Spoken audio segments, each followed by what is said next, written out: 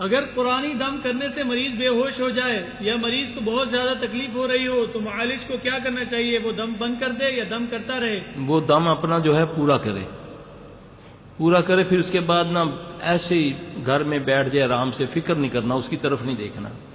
جب اس کو آپ چور نگاہ سے دیکھیں گے نا، وہ خبیث کا بچہ آنکھیں کھول کے دیکھے گا، وہ انہوں نے تو کوئی جو ہے ہی نہیں ہے میرے بے ہوش کرنے نا۔ یہ وہ اصل میں وہ جن ہوتا ہے آپ کو تنگ کرنے کے لیے۔ پھر تھوڑی دیر بعد مریض اٹھے گا، وہ اپنی کمر پکڑ لے گا، چیخنا شروع ہو جائے گا، فوری طور پہ ایمبولینس کو فون کریں گے، ایمبولینس آئے گی، پھر ساری رات ہاسپٹلوں میں، پھر وہاں سے وہ ڈاکٹر انجیکشن لگائے گا، وہ تھوڑا سا ریلیف دے گا، پھر گھر آئے گا، پھر تکلیف ہوگی۔ دم کر کے اس کو بھول جائیں، کچھ نہیں ہوگا اس کو، وہ آپ کو تنگ کر رہا ہے۔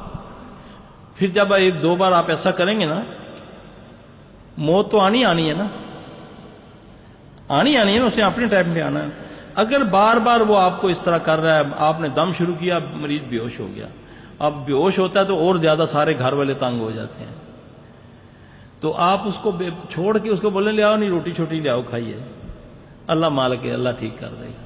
تھوڑی دیر کے بعد وہ مریض اٹھ کے بیٹھ جائے گا۔